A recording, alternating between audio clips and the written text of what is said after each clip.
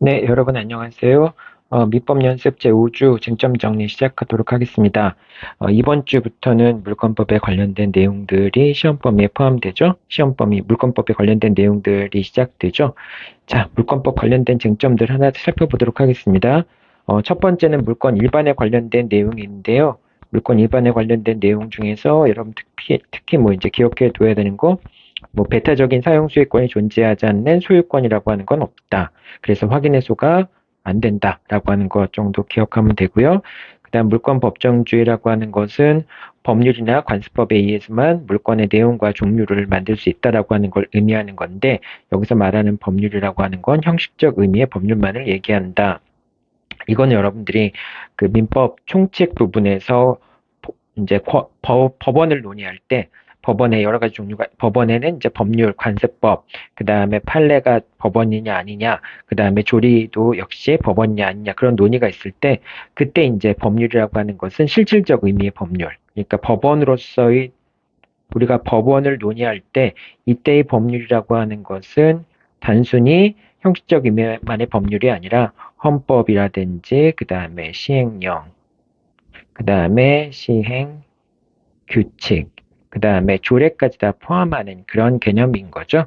네, 그런 의미에서 이제 넓게 봐야 되는데, 근데 물권 법정주의에서 얘기하는 법률이라고 하는 것은 이 좁은 의미에서, 형식적인 의미에서의 법률만, 국회를 통과한 그런 법률만을 의미한다. 기억해 두면 되겠고요. 그 다음에 주물과 종물에 관련돼 있는 내용들인데요. 이 주물과 종물 같은 경우에는 종물이 되기 위해서는 주물의 소유자와 종물의 소유자가 동일해야 되는 거죠. 그러니까 주물 종물 이론이라고 하는 것은 종물은 주물의 처분에 따른다라고 하는 것을 의미하는데, 그때는 이 주물과 종물의 법리가 적용되기 위해서는 주물과 종물의 소유자가 동일해야 되고요. 그 다음에 주물과 종물의 법리는 종된 권리와 주된 권리의 법리에 이제 적용된다라고 하는 것이죠. 이 주된 권리와 종된 권리라고 하는 것은 뭐 지상권이나 또는 토지 임차권과 같이 건물을 위해서 존재하는 토지에 대한 사용권, 이런 것들을 종된 권리라고 얘기를 하죠. 그래서 이런 종된 권리 같은 경우도 주된 건물의 소유권이 넘어가게 되면은 이 종된 권리도 넘어간다라고 하는 부분 같이 기억해 두면 좋겠고요. 종물이라고 하는 것은 주물의 사용에 공하기 위해서 부속된 물건을 그걸 종물이라고 얘기를 하죠. 자, 그 다음에 두 번째는 부합물인데요. 이 부합물 자체가 조금 어렵죠.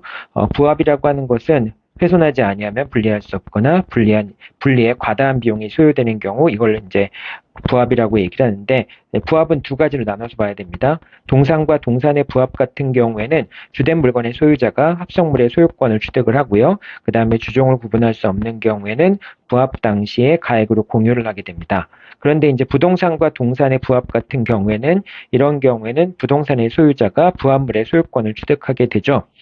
다만 이제 권한에 의해서 부속시킨 경우에는, 그런 경우에는 부합의 효과가 일어나지 않고 그 부합시킨 동산의 소유자가 여전히 소유권을 갖고 있게 됩니다. 자, 권한에 의해서, 아까도 얘기했지만 권한에 의해서 부속한 물건을, 이제 부속된 물건 같은 경우 소유자가 소유권을 취득하지 못하는데, 그런데 이제 부합에는 두 가지가 있습니다. 부합에는 강한 부합과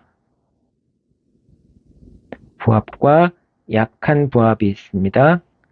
자, 약한 부합 같은 경우에는 원칙적으로 소유자가 부합시킨 경우에는 강한 부합과 약한 부합을 구분하지 않고 모두 다 부동산 소유자의 소유권에 귀속이 되는데, 그런데 약한 부합 같은 경우에는 아까 여기서 얘기했듯이 권한에 의해서 부속시킨 경우에는 이제 부합이 일어나지 않는다고 얘기했잖아요. 그거는 약한 부합의 경우를 얘기하는 겁니다. 즉, 약한 부합의 경우에는 이제 권한에 의해서 부속시킨 경우에는 동산 소유권이 부동산에 부합되지 않고요.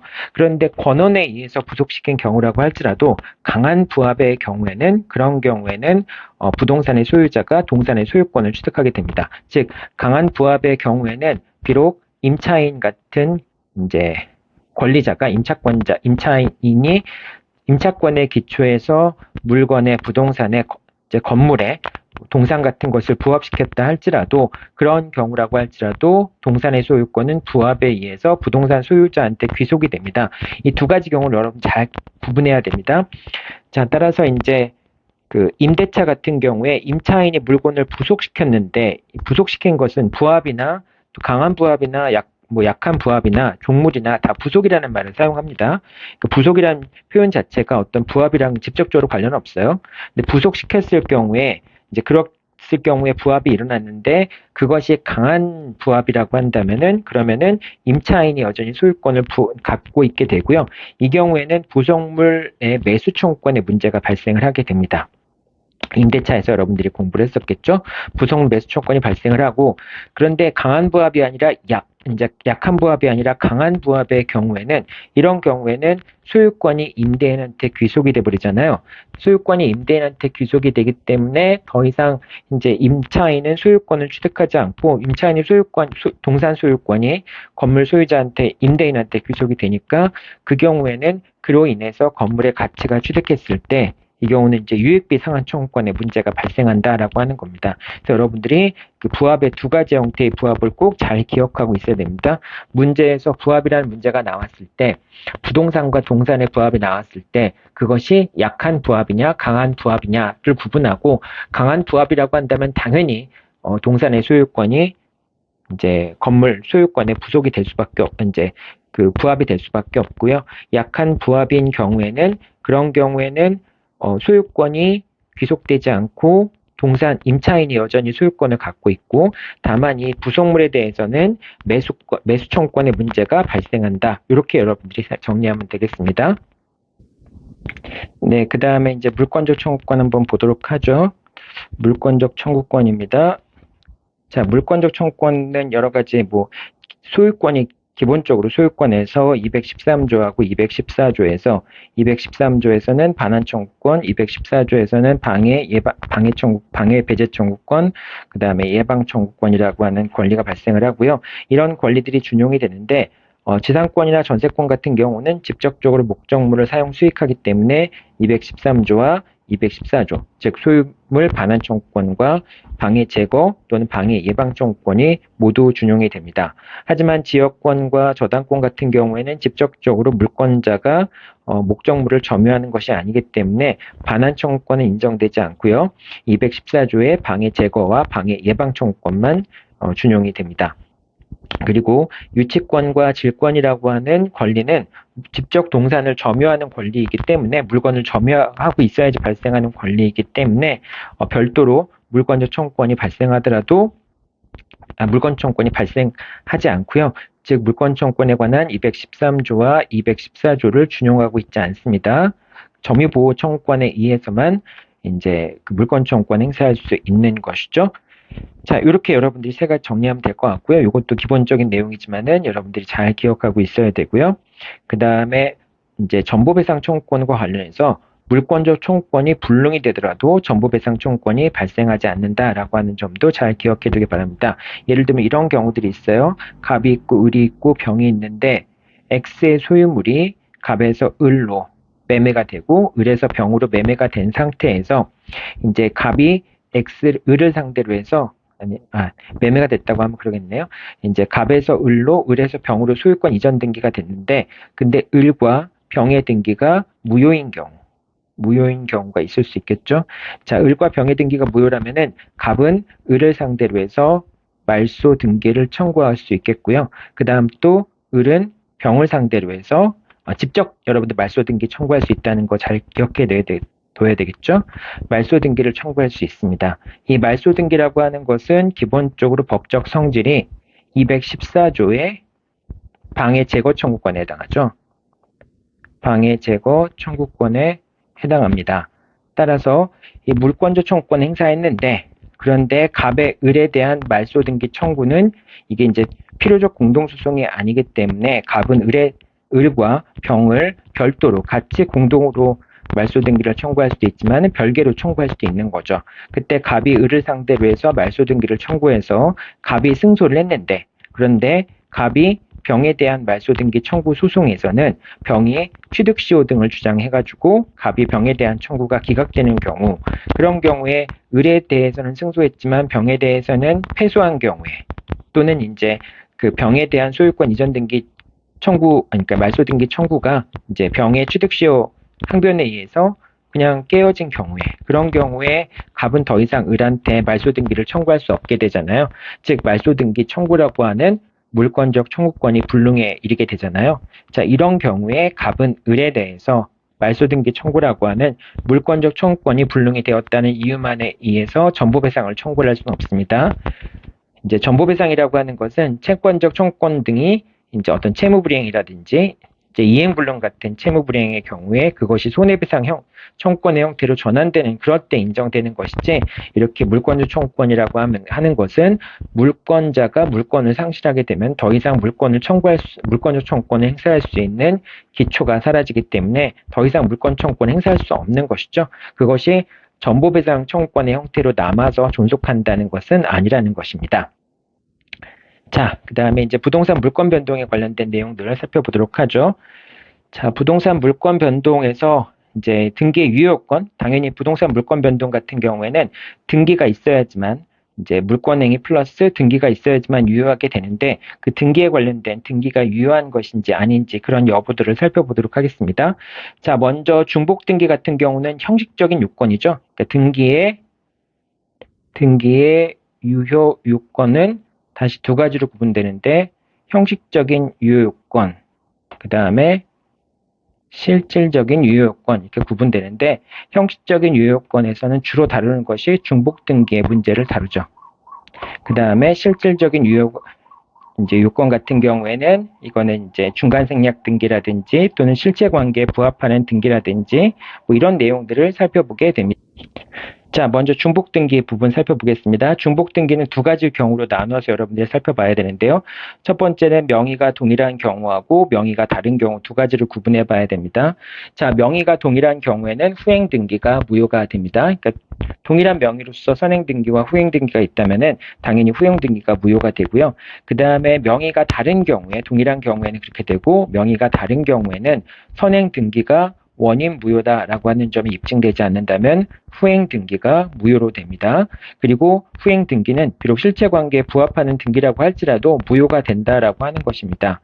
자, 이제 후행 등기가 무효인 경우가 이제 선행 등기가 무효가 아니라 후행 등기가 무효인 경우인데, 실체 관계에 부합하는 경우라도 무효라고 하는 점이 어떤 경우인지 한번 좀 예를 한번 들어보면요. 이렇게 되겠죠. 갑이 을에게 이제 X 부동산에 대해서 매매 계약을 체결했습니다. 그러면은 을은 소유권 이전 등기를 해야 되잖아요. 소유권 이전 등기를 해야 되는데, 그런데 을이 소유권 이전 등기를 하지 않고 보존 등기를 하게 됩니다. 그리고 그러면 갑의 이름으로 보존 등기 또는 뭐 갑 전의 이름으로 보존 등기가 있겠죠. 자, 그러면은 을이 보존 등기를 한 경우에 갑의 보존 등기와 을의 보존 등기 두 가지의 보존 등기가 있으니까 중복 등기가 이루어진 것이 되겠죠. 자, 그럴 때 이 다른 사람 명의로 이제 등기가 이루어진 경우에는 선행 등기가 무효라는 점이 입증되지 않는 한 후행 등기는 무효인 것으로 됩니다. 자, 그런데 이 후행 등기라고 하는 건 보존 등기는 사실상 실체 관계에 부합하는 등기라고 볼 수 있겠죠. 왜냐하면 어차피 을이 갑으로부터 소유권 이전 등기를 받아서 소유권을 취득하나, 뭐 이제 소유권을 취득할 지위에 있는 자기 때문에 어차피 소유자가 될 사람이 이제 등기를 한 거니까 이거는 뭐 실체 관계에 부합하는 등기다라는 주장을 할 수도 있습니다. 자, 그런데 이렇게 중복 등기의 경우에는 비록 후행 등기가 실체 관계에 부합하는 등기라고 할지라도 그 등기는 형식적인 요건 때문에 무효가 된다라고 생각하면 됩니다. 자, 이렇게 된 경우에 이제 을의 소유권 이전 보존 등기가 무효가 되잖아요. 이제 무효가 되니까 을은 여전히 갑에 대해서 매매 계약에 따른 소유권 이전 등기 청구권을 행사할 수가 있게 됩니다. 즉 자신의 이름으로 보존 등기가 되어 있다 할지라도 그 X 부동산에 대해서 소유권 이전 등기를 청구할 수 있게 됩니다. 이 내용 이제 선행 보존 등기가 무효가 아니라면 후행 보존 등기가 무효이기 때문에 당연히 을은 갑에게 이제 보존 등기를 이제 그 보존 등기 자체가 무효니까 소유권 이전 등기를 다시 청구할 수 있다라고 하는 겁니다. 자, 그 다음에 무효인 중복 등기 같은 경우에는 등기부 취득시효 요건이 될 수 없다라고 하는 것도 여러분들이 기억해 둬야 되겠죠.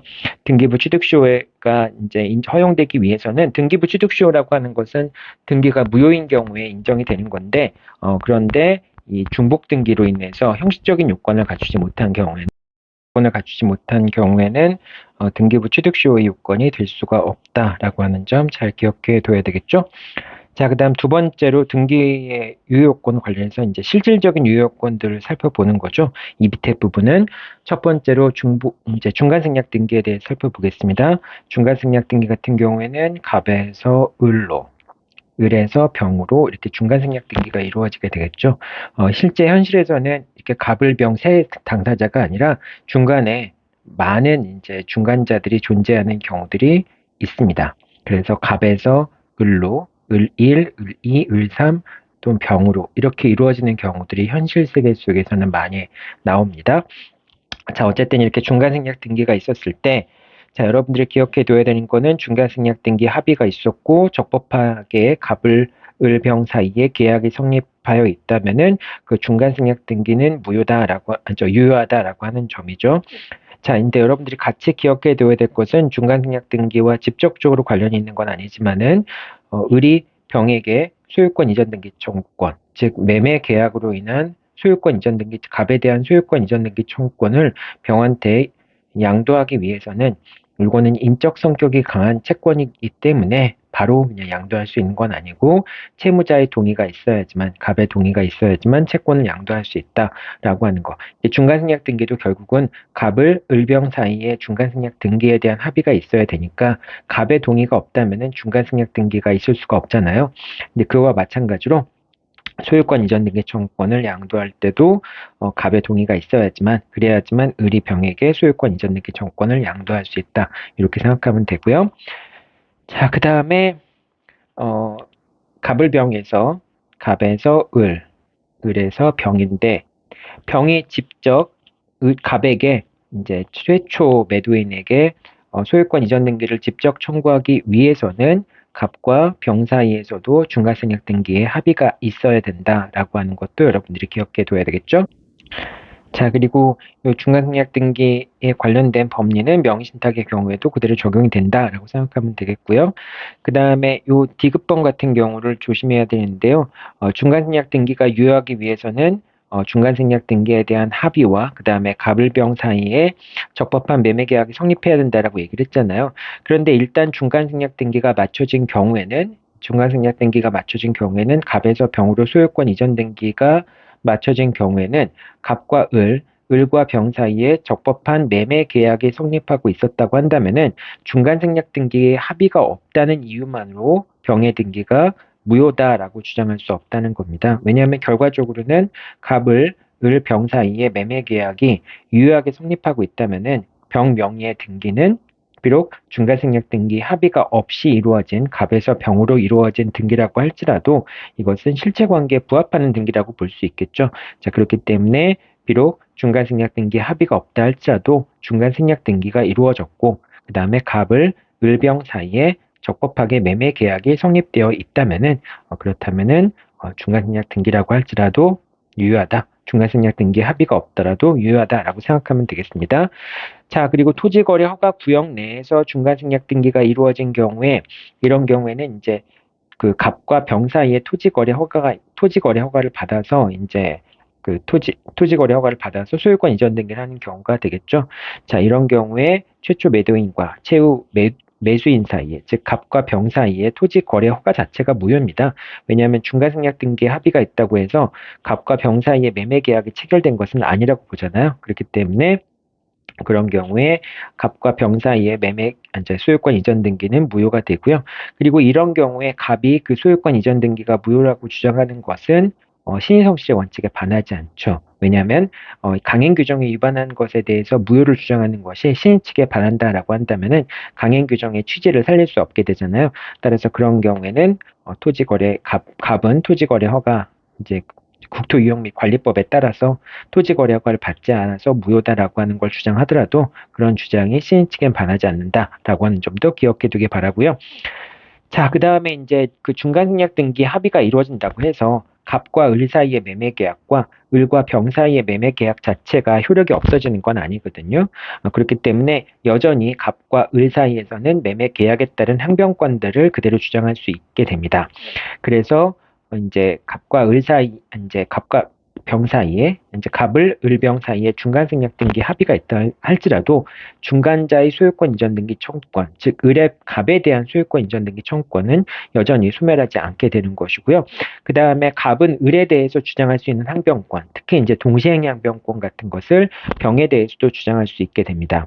그리고 경우에 따라서는 갑과 을이 매매 계약을 증액하는 경우들도 있습니다. 예를 들면은 처음에는 매매 계약을 뭐 2억이라고 약속을 했는데 두 당사자가 매매 계약을 2억 5천이라고 증액한 경우에 그런 경우에 갑은 2억 5천이 지급될 때까지 잔금 2억 5천이 지급될 때까지 소유권 이전 등기를 거절할 수 있고 이렇게 매매 계약이 증액됐다라고 하는 것을 병한테 대해서도 주장할 수 있습니다. 즉 병은 내가 중간생략 등기 합의된 이후에 매매 대금이 증액되었다라는 걸 이유로 해서 뭐 2억에 대해서만 동시행위 항변권을 행사할 수 있다. 이런 주장을 할 수 없다는 겁니다. 왜냐하면 중간생략 등기라고 하는 것은 그냥 간편하게 결제를 하기 위해서 이행이 이루어지도록 하기 위해서 갑에서 병으로 소유권 이전 등기를 해주는 것뿐이지 그렇다고 해서 기존의 매매 계약 관계가 더 축소되거나 제한되거나 그런 거는 전혀 없다라고 하는 겁니다. 자, 그 다음에 갑과 을 사이에 매매 계약이 취소되는 경우, 즉 이제 갑에서 병으로 소유권 이전 등기가 이루어진 후에 그런 경우에 갑과 을 사이 매매 계약이 취소가 되었다면은 그런 경우에 병이라고 하는 사람은 갑과 을 사이에 매매 계약이 취소된 것으로 인해서 그러니까 취소된 경우가 예를 들면은 뭐 착오로 취소되었거나 또는 사기 강박으로 취소가 된 경우가 얘기하는 거겠죠. 자, 이렇게 된 경우에 병이라고 이제 착오로 취소가 되거나 사기 강박으로 취소가 되거나 또는 갑과 을 사이의 매매 계약이 통정허위 표시거나 또는 비준위 표시에 의해서 무효인 경우에 그런 경우에 병이라고 하는 사람은 그 무효인 계약의 기초에서 취소된 계약이나 무효된 계약의 기초에서 이해관계를 취득한 그 제3자라고 볼 수 있겠죠. 그래서 병이 선의인 경우에는 선의의 제3자로서 보호가 된다라고 하는 점도 꼭 기억해 둬야 되겠죠. 이것도 특히 이제 요 선의의 제3자 같은 경우에 이제 중간생략 등기에서 병이 선의의 제3자에 해당한다라고 하는 부분 이제 직접적으로 이제 을로부터 권리를 취득한 건 아니기 때문에 선의의 제3자가 해당하지 않는다라고 착각할 수도 있는데 이것도 역시 병도 갑과 을 사이의 병이 무효이거나 취소된 경우에 선의의 제3자로서 보호될 수 있다라고 생각하면 되겠습니다. 네, 다음은 진정한 등기 명의 회복을 원인으로 하는 소유권 이전 등기 청구권에 관련된 내용인데요. 진정한 등기 명의 회복을 원인으로 한 소유권 이전 등기 청구권은 본질이 말소 등기 청구권입니다. 말소 등기 청구권의 청구 원인은 뭘까요? 말소 등기 청구권의 요건 사실은 말소 등기 청구권의 요건 사실은 일단은 갑이 을한테 말소 등기를 청구한다고 했을 때 갑이 소유자여야 되고요. 그 다음에 을명의 등기가 무효여야 됩니다. 근데 갑이 소유자라고 하는 부분은 이제 소유권 등기가 안 돼 있다고 한다면은 자기가 소유자라는 것을 직접 입증을 해야 될 테고요. 등기부상 소유자로 기재가 되어 있다면은 그냥 을 명의의 등기가 무효라고 주장하면은 바로 이제 갑이 소유자라는 걸 추정을 받게 되겠죠.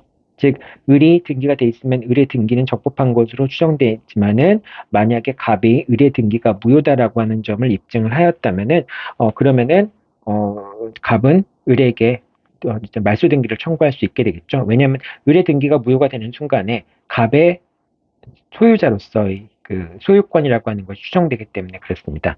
자, 어쨌든 말소 등기 청구권 행사하기 위해서는 갑은 소유자이고 을명의 등기가 무효여야 되겠죠. 이 요건을 갖춰야지만 똑같이 이제 결국은 진정한 등기 명의 회복을 원인으로 한 소유권 이전 등기가 그 본질이 말소 등기 청구이기 때문에 말소 등기 청구권과 동일한 요건을 갖춰야지만 진정한 명의회복을 원인으로 한 소유권 이전 등기를 청구할 수 있게 되겠죠.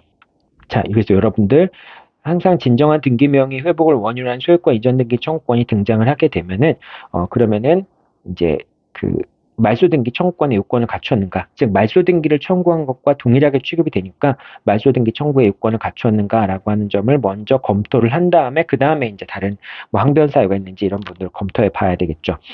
자, 말소 등기 청구권이 나오는 경우들이 몇 군데가 있는데요. 첫 번째 이제 취득시효의 완성과 진정한 등기 명의 회복의 경우가 나오는 경우가 있습니다.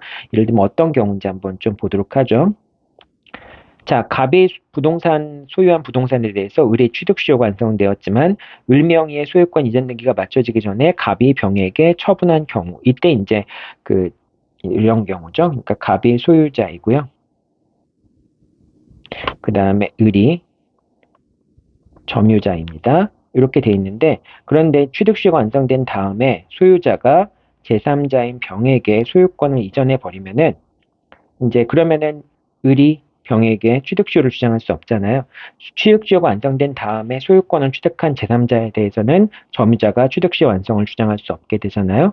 자, 이렇게 되는 상황인데, 어, 근데 이제 이 경우에 병의 등기가 뭐 예를 들면은 이 갑이 병한테 처분한 것이 반사회 질서의 법률행위인 경우, 즉 갑이 취득시효가 완성이 되어서 을에게 소유권 이전 등기를 해줘야 되는 것을 알고 있음에도 불구하고 갑이 매도를 하는 것은 배임행위라고 볼 수 있겠죠.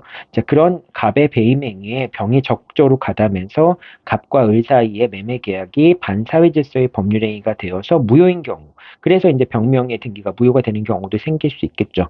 자, 근데 이렇게 되는 경우에 병명의 등기가 무효라고 한다면은 그러면 이제 을이 직접 병을 상대로 해서 진정한 등기명의 회복을 원인으로 하는 소유권 이전 등기를 청구할 수 있겠는가라는 문제가 발생할 수 있겠죠. 자, 그러면은 진정한 등기명의 회복을 원인으로 하는 소유권 이전 등기를 청구하기 위해서는 을이 소유자여야 되고 그 다음에 병이 이제 병의 등기가 무효여야 되죠. 자, 근데 만약에 이 갑과 을과 병 사이에 매매 계약이 뭐 반사회 질서의 법률행위가 되었든 또는 다른 뭐 무효 사유가 있어서 그랬든 갑과 병 사이에 매매 계약이 무효라고 한다면은 병의 등기가 무효라고 하는 점은 입증된 거라고 볼 수 있겠죠. 자, 그러면은 을이 소유자이기만 하면은 을은 병에게 진정한 등기 명의 회복을 원인으로 하는 소유권 이전 등기를 청구할 수 있을 텐데, 즉 말소 등기를 청구할 수 있을 텐데 을은 소유권 이전 등기를 마치기 전까지는 취득시효가 완성됐다 할지라도 소유자가 아니죠. 그래서 을이 병에게 취득시효 완성을 원인으로 하는 이제 그 취득시 완성을 원인으로 해서 진정한 등기 명의 회복을 원인으로 하는 소유권 이전 등기를 청구할 수 없다라고 하는 겁니다. 을이 병한테 말소 등기를 청구할 수 없으니까 진정 명의 회복을 원인으로 하는 소유권 이전 등기도 청구할 수가 없게 되겠죠. 자, 그래서 이렇게 이제 취득시효가 이렇게 나타나는 경우가 있고요. 취득시효 관련해서 또 중복 등기와 관련해서도 진정한 등기 명의 회복을 원인으로 한 소유권 이전 등기가 문제되는 경우들이 있습니다. 어떤 경우인지 한번 보죠.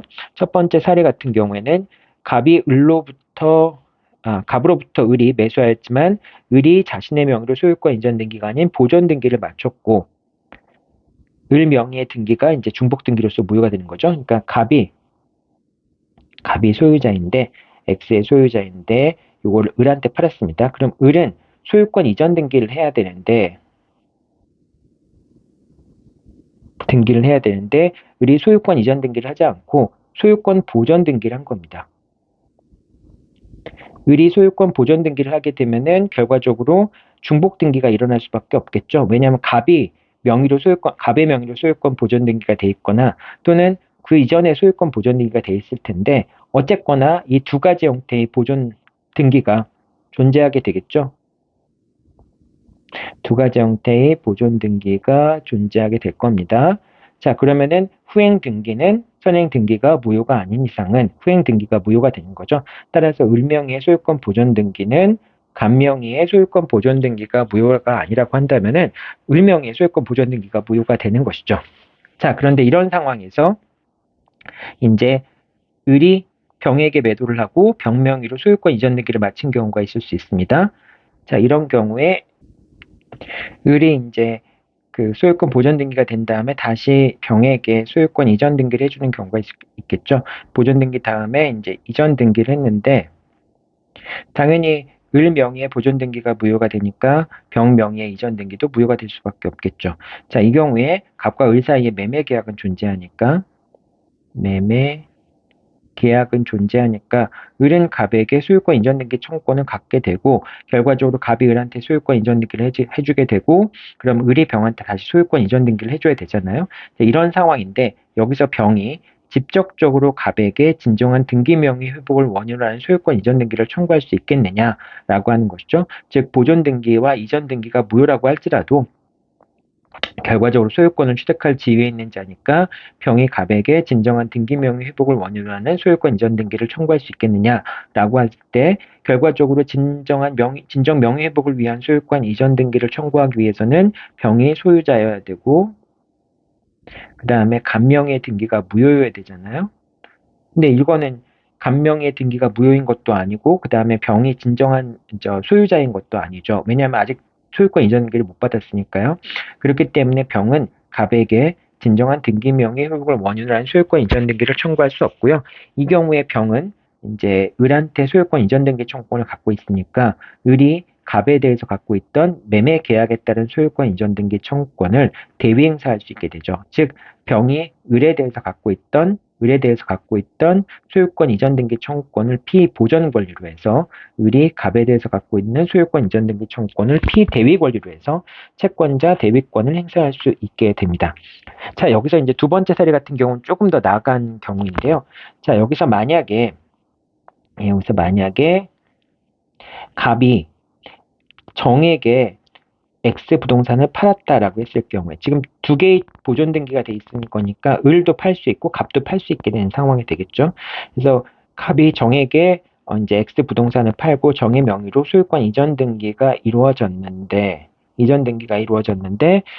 정 명의의 등기가 무효인 경우가 있을 수 있겠죠. 정 명의의 이전 등기가 무효인 경우가 있을 수 있는데 이때 병이 을한테 직접적으로 정 명의의 등기가 무효임을 이유로 해서 진정한 등기 명의 회복을 원인으로 하는 소유권 이전 등기를 청구할 수 있겠느냐라고 하는 문제가 생길 수 있겠죠. 자, 이거는 여러분들 첫 번째 문제와 두 번째 문제를 단계를 나눠서 설명을 한 건데 사실은 이 첫 번째 문제는 두 번째 문제에 포함되어 있는 거죠. 여러분이 좀 이해하기 쉽게 하려고 첫 번째 경우부터 먼저 설명을 했는데 사실은 이 첫 번째 경우는 두 번째 문제를 해결하기 위한 선결 조건이 되는 것이죠. 자, 이런 경우에 병이 이제 정에게 등기 말소를 청구할 수 있겠느냐라고 하는 걸 물어볼 때는 여러분들이 일단은 요건 사실부터 먼저 확정을 해야 되겠죠. 병이 정에게 등기 말소를 청구하기 위해서는 병이 소유자여야 되고 그 다음에 정명의 등기가 무효여야 되는 것이죠. 자, 근데 이 사안에서 정명의 등기가 무효라고 하는 건 됐어요. 이제 병이 소유자이고 그 다음에 정명의 등기가 무효인 경우에 진정명의 회복을 원인으로 한 소유권 이전 등기를 청구할 수 있는데 지금 정의 명의가 무효라고 하는 것은 지금 이제 나와 있죠. 정명의 이전 등기가 무효인 경우라고 했으니까. 자, 그러면 병이 소유자냐? 병은 소유자가 될 수 없죠. 왜냐하면 소유권 이전 등기를 마치지 않았기 때문에 그렇죠. 을로부터 소유권 이전 등기를 넘겨받았지만은 을 명의의 보존 등기 자체가 무효이기 때문에 병의 이전 등기도 무효이고요. 그렇기 때문에 병은 적법한 이전 등기를 마친 자가 아니기 때문에 결과적으로 병은 소유자가 될 수 없는 거죠. 그렇기 때문에 병은 정에 대해서 소유권 이제 진정 명의 회복을 원인으로 한 소유권 이전 등기를 청구할 수 없게 됩니다. 다만 이 경우에 병은 을에 대한 소유권 이전 등기 청구권을 피대위 권리로 해서 을이 병에 대해서 갖고 있던 소유권 이전 등기 청구권을 피대위 권리로 해서 병이 정에 대해서 갖고 있던 소유권 이전 등기 말소 등기 청구권을 피대위 권리로 해서 채권자 대위권 행사에서 정명의 등기를 말소한 다음에 그 다음에 다시 또 채권자 대위권 행사에서 갑에서 을로 소유권 이전 등기가 되도록 만든 다음에 그 다음에 병이 을을 상대로 해서 소유권 이전 등기를 청구하는 방법에 의해서 이 문제가 해결이 돼야 되겠죠. 여러분들 요 사례 같은 경우에는 뭐 이제 갑과 을 사이에 중복 등기가 이루어졌고 갑도 소유권 이전 등기를 해줬고 을도 소유권 이전 등기를 해줬을 경우에 병이 정에 대해서 정명의 등기가 무효라는 걸 이유로 해서 진정한 등기 명의 회복을 원인으로 하는 소유권 이전 등기를 청구할 수 있겠는가라는 문제가 나올 수 있는데 그때 이제 여러분들이 이렇게 접근해야 되겠죠. 이거는 채권자 대위권을 통해서 문제를 해결해야 되는 것이지 진정한 등기 명의 회복을 원인으로 하는 소유권 이전 등기 청구권에 의해서 문제를 해결할 수는 없다. 이렇게 여러분들이 정리를 하면 되겠습니다. 자, 그리고 마지막으로 또 이제 진정한 등기 명의 회복을 원인으로 하는 소유권 이전 등기가 문제되는 경우는 명의신탁의 경우에도 진정한 등기 명의 회복을 원인으로 한 소유권 이전 등기가 문제가 되는데요. 요 세 번째 경우나 다섯 번째 경우, 세 번째 형태의 진정 명의 회복 등기 명의 회복이 문제되는 경우가 되겠죠. 자, 여기서 보면은 삼자간 명의신탁에서 이제 갑이 명의 신탁자고, 그 다음에 을이 명의 수탁자입니다. 이 사람이 이제 신탁자, 그 다음에 을이 수탁자가 되는 것이죠. 자, 그러면은 계약 상대방이 존재를 하겠죠? 이거는 이제 매수인이 될 테고요. 매도인이 될 테고요. 매도인이 갑한테 팔았는데 등기는 을한테 넘기는 형태. 이게 3자간 명의신탁이 되는 것이죠. 자, 3자간 명의신탁에서 수탁자가 제3자한테 처분을 하게 됩니다. 제3자한테 처분했을 때 제3자는 선의인지 악의인지 여부를 묻지 않고 X 부동산에 대한 소유권을 취득을 하게 되죠. X에 대한 소유권을 취득을 하는데 다만 병이 소유권을 취득하지 못하는 경우는 을과 병 사이에 매매 계약 자체가 무효이거나 또는 을이 지금 수탁자로서 배임행위를 하는 거잖아요. X 부동산을 병한테 파는 것은 배임행위를 하는 것인데 그런 배임행위에 병이 적극적으로 가담한 경우에는 을과 병 사이의 매매 계약이 반사회질서의 법률행위가 되어서 무효가 될 수 있겠죠. 자, 그런 이유에서 병이 제3자로서 보호가 되지만은 을과 병 사이의 매매 계약이 무효가 되어서 병의 등기가 무효가 되는 경우가 있을 수 있겠죠. 자, 그럼 이 경우에 병이 이제 갑이 직접 병을 상대로 해서 진정한 등기 명의 회복을 원인으로 하는 소유권 이전 등기를 청구할 수 있겠는가라고 하는 점을 물을 때 여러분들이 이제 아까도 얘기했지만 결국은 말소 회복 등기 부분을 요건 사실을 따져봐야 되겠죠. 갑이 소유자이냐 이걸 먼저 물어봐야 되고요. 그 다음에 병의 등기가 무효이냐 이 두 가지를 물어봐야 되는데 지금 병의 등기는 을과 병 사이의 계약이 무효라고 했으니까 병의 등기는 무효가 되겠죠. 자, 그럼 갑이 소유자인지 여부가 중요할 텐데 갑은 명의 신탁자로서 아직 소유권 이전 등기를 받지 않았기 때문에 갑은 을 A한테 소유권 이전 등기를 청구할 수는 있겠지만은 그렇지만은 그렇다고 해서 갑이 소유자가 되는 건 아니잖아요. 그렇기 때문에 소유권을 취득할 때까지 이전 등기를 할 때까지 소유자가 아니니까 그래서 갑이 병에게 말소 등기를 청구할 수 없다. 이렇게 여러분들이 생각하면 됩니다. 그러니까 진정한 말소 등기를 청구할 수 없으니까 진정한 등기 명의 회복을 원인으로 한 소유권 이전 등기도 청구할 수 없다라고 생각하면 되겠죠. 일단 질문은 여기까지 끝납니다. 만약에 갑이 병에 대해서 진정 명의 회복을 원인으로 한 소유권 이전 등기를 청구할 수 있겠는가라는 질문에 대해서 여러분들이 답변은 그렇게 할 수 없다라고 답변만 내리면 됩니다. 이제 여기서 이렇게 질문이 끝났는데 여러분이 굳이 채권자 대위권의 법리를 통해서 할 수 있다라고 하는 얘기를 할 필요는 없겠죠. 자, 그런데 만약에 여기서 이제 문제에서 갑이 병에게 등기명의 회복을 원인으로 한 소유권 이전 등기를 청구할 수 있겠는가라는 질문이 나오면은 그거에 대해 답변하면 되는데 갑이 병으로부터 결국 X 부동산에 대해서 소유권을 취득하기 위해서는 어떻게 해야 되는가라는 질문이 나왔을 경우에는 그런 경우는 이제 채권자 대위까지 검토를 해줘야 되겠죠. 자, 그러면은 X에 대한 소유권을 갑이 취득하기 위해서는 어떻게 해야 될까요? 갑이 소유권을 취득하기 위해서는 일단은 갑은 A에 대해서 소유권 이전 등기 청구권을 갖고 있겠죠. 청구권을 갖고 있으니까 이 청구권을 피보전 권리로 해서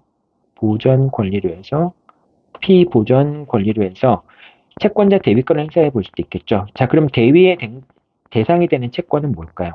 그 경우는 여러분들이 유의해야 됩니다.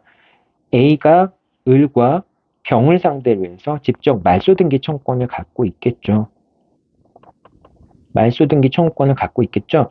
여러분 A는 을한테 말소 등기를 청구할 수 있고 을은 병한테 말소 등기를 청구할 수 있어서 A도 뭐 채권자 대위권을 통해서 병의 등기를 말소해야 된다. 이렇게 논리를 접근하면 안 됩니다. 그렇게 착각하는 학생이 있을 수도 있는데 그렇게 착각하면 안 되고요.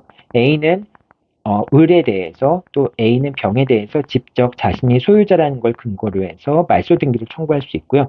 그렇다면은 갑은 채권자 대위권을 행사해서 자기의 A에 대한 소유권 이전 등기 청구권을 피보전 권리로 해서 A가 갖고 있던 피대위 권리, 즉 병에 대한 말소 등기 청구권과 을에 대한 말소 등기 청구권을 대위 행사할 수 있게 됩니다. 그래서 을과 병명의 등기가 말소가 된다면은 결과적으로 A를 상대로 해서 다시 소유권 이전 등기를 청구하는 방식으로 해서 자신의 권리를 실현시킬 수가 있겠죠. 자, 이게 이제 명의신탁의 경우에도 진정 명의 회복을 원인으로 한 소유권 이전 등기가 문제되는 경우인 겁니다. 자, 다음으로 무효등기 유형 살펴보도록 하겠습니다. 무효등기의 유형은 여러분들 어려운 내용들이 많으니까 이거 잘 좀 들어줘야 돼요. 자, 첫 번째 무효등기 유형. 무효등기 유형은 보통 이제 가등기의 경우나 또는 저당권의 경우에 무효등기 유형의 문제가 발생을 합니다. 즉, 갑이 을에게 저당권을 설정해 주었거나 또는 가등기를 설정해 준 경우가 있을 수 있습니다. 자, 그런데 갑과 을 사이에 매매 계약이 무효이거나 또는 이제 피담보 채권이 변제가 되어서 저당권이 무효인 경우, 저당권의 효력이 상실된 경우, 그런 경우가 있을 수 있겠죠. 근데 갑이 을을 상대로 해서 저당권이나 가등기의 말소를 청구하고 있지 않은 동안에 갑이 다시 병에게 부동산을 매도하고 병의 이름으로 가등기를 설정해 줘야 되는 경우, 또는 갑이 병으로부터 금전을 빌리고 병의 명의로 소유권 이전 등기, 저당권을 설정해 줘야 되는 경우, 그런 경우가 있을 수 있겠죠. 자, 근데 그런 경우에 이제 이 저당권이나 가등기를 말소해 두지 않고 이 저당권의 이전에 부기등기를 해주든지 또는 가등기에 이전에 부기등기를 해주는 방식으로 해서 기존에 무효가 된 저당권과 가등기의 무효등기 유형에 대한 합의를 하는 경우가 있을 수 있습니다. 즉, 갑과 을, 갑을병 3자가 모여서 이제 갑이 병한테 저당권 설정 등기를 해주거나 가등기를 해줘야 되는데 그거를 을 명의의 가등기나 저당권 이전 등기를 다시 재활용해서 병한테 이전시켜주는 방식으로 이제 하자라고 하는 게 그게 이제 무효등기 유형에 대한 합의인 겁니다. 자, 이런 무효등기 유형에 대한 합의는 무효등기 유형에 대한 합의가 있었고 등기부상 이해관계 있는 제3자가 없다면은 이런 무효등기 유형도 가능합니다. 자, 다만 이제 그 등기부상 이해관계 있는 제3자가 소유자를 대위하여 직접 무효등기의 말소를 청구할 수 있겠는가라는 부분이 문제가 될 수 있는데요. 자, 여기서 이제 이 사안을 다시 한번 볼게요. 갑과 을과 병 사이에 중간생략 등기 합의가 있었고 처음에 이제 저당권이나 가등기가 무효인데 그 사이에 중간생략 등기에 대한 합의가 있고 생략 등기의 합의가 있었고요. 그리고 여기서 예를 들면은 갑의 채권자인 정이 이 X 부동산에 대해서 가압류 등기를 마친 경우, 즉 아직까지 뭐 경매를 위한 절차에 들어가서 압류 등기가 마쳐진 경우가 아니라 그냥 가압류 등기만 일단 마친 경우가 있을 수 있겠죠. 가압류 등기를 마쳤다 할지라도 정은 등기상 이해관계를 가진 제3자이니까 정에 대해서는 중간생략 이제 그 무효등기 유용에 대한 합의를 주장할 수 없게 되겠죠. 그래서 중간생략 등기 합의가 있었지만 그 전에 가압류 등기가 있었고요.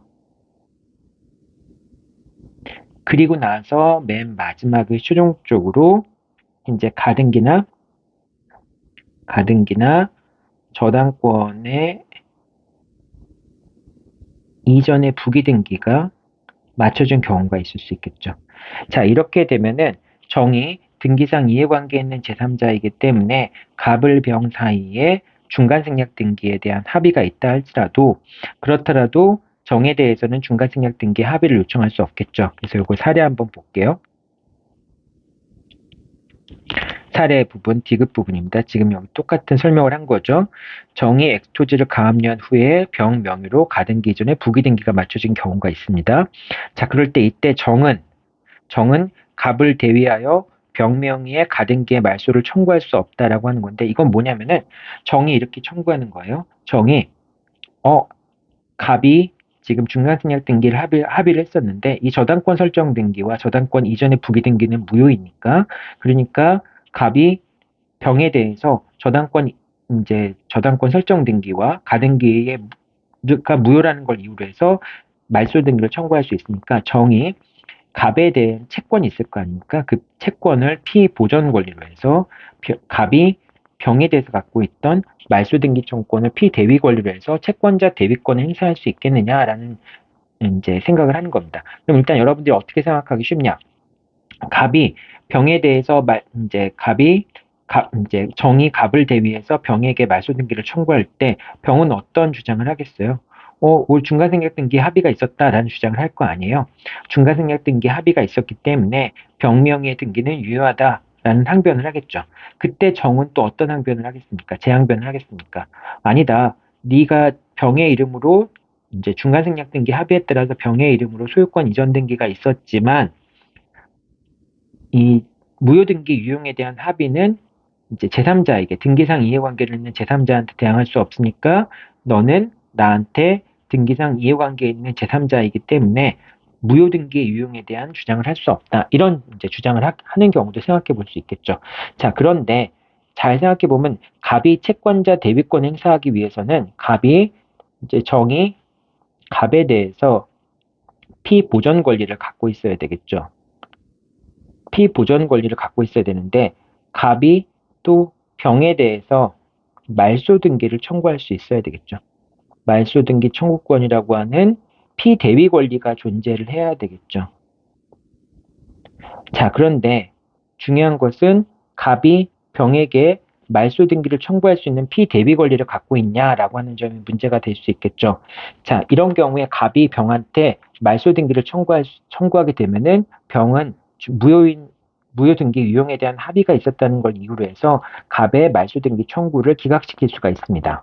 그리고 마찬가지로 뭐 이제 아직은 이제 지금은 중간생략 등기 합의가 있어서 소유권이 넘어갔지만은 이 이제 병의 이름으로 저당권이나 가등기 이전에 부기등기가 있기 전이라도 갑이 을을 상대로 해서 야 가등기 저당권이나 가등기 무효니까 말소 등기해라라고 말소 등기 청구권을 행사하는 경우에 을은 그 경우에도 여전히 무효 등기 유용에 대한 합의가 있었다는 걸 이유로 해서 갑의 말소 등기 청구를 기각시킬 수 있거든요. 그리고 만약에 저당권이나 가등기에 대한 이전에 부기 등기가 있어서 그것이 병한테 넘어왔다라고 했을 때 갑이 병에게 저당권과 가등기가 무효라는 걸 이유로 해서 말소 등기를 청구하게 되면은 역시 병도 무효 등기 유용에 대한 합의가 있었다는 걸 이유로 근거로 해서 말소 등기 청구를 기각을 시킬 수 있거든요. 즉 을이나 병은 말소 등기에 대한 유용에 대한 합의가 있었다는 걸 이유로 해서 갑의 말소 등기 청구를 기각을 시킬 수도 있습니다. 자, 그 얘기는 뭐냐면은 갑은 무효 등기 유용에 대한 합의가 있는 경우에는 병을 상대로 해서 말소 등기를 청구할 수 없다는 것을 의미합니다. 그렇기 때문에 피대위 권리가 존재하지 않는 거예요. 피대위 권리가 존재하지 않기 때문에 결과적으로 정은 갑을 대위해서 병에 대해서 말소 등기를 청구할 수 없다라고 하는 겁니다. 여러분이 정은 이제 등기부상 이해관계를 가진 제3자이기 때문에 당연히 갑을 대위해서 병명의 등기에 대해서 저당권 이전 등기나 이전의 부기 등기나 가등기에 대해서 말소 등기를 청구할 수 있다라고 생각하기 쉬운데 절대 그런 게 아니라는 것이죠. 자, 여기서 이제 두 가지 설명을 더 추가적으로 하게 남았는데 첫 번째는 일단 이 설명부터 할게요. 자, 이 경우에 그러면은 정의 등기상 이해관계에 있는 제3자라고 하는 게 어떤 의미가 있느냐? 만약에 이제 이 가압류의 기초에서 압류가 이루어지게 되고요. 압류가 이루어졌다는 얘기는 경매가 실시된다는 거잖아요.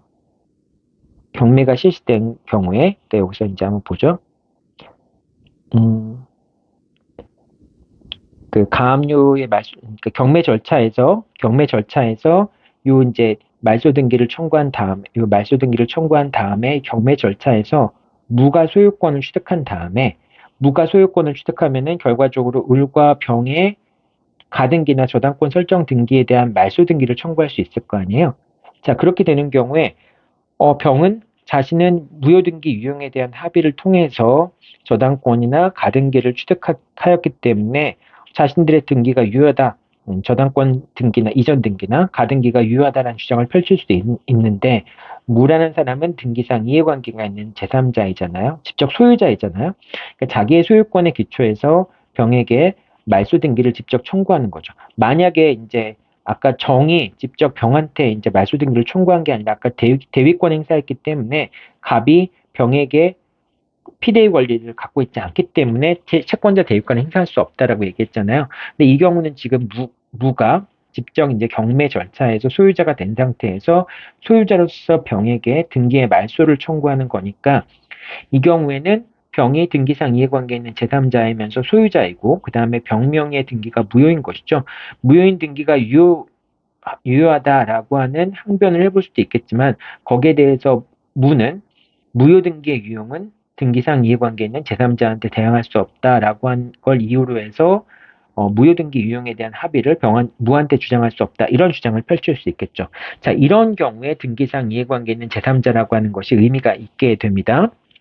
또는 이제 병이 정에게 가압류 등기의 말소를 청구하거나, 예를 들면 병이 이제 그 가등기의 기초에서 본등기가 되었거나, 또는 뭐 저당권 설정 등기가 있었을 때, 그럴 때 이제 다른 사유에 의해서 정에게 뭐 등기의 말소를 청구하거나, 또는 이 가등기의 기초에서 본등기가 이루어지게 되면은 정명의 등기가 직권으로 말소가 되잖아요. 자, 그랬을 때 이제 정이 비록 병이 직접 이제 가압류, 그러니까 병의 가등기나 그런 걸 이유로 해서 정명의 등기가 말소될 때, 그럴 때 이제 정이 등기상 이해관계 있는 제3자다라고 하는 주장을 해볼 수는 있겠죠. 자, 근데 그런 게 아닌 경우에는 그냥 정이 갑을 대위해서 병에게 등기의 말소를 청구하는 경우에는 이런 경우에 채권자 대위권을 행사할 수 없다라고 하는 점 여러분들이 기억해 두면 좋겠습니다.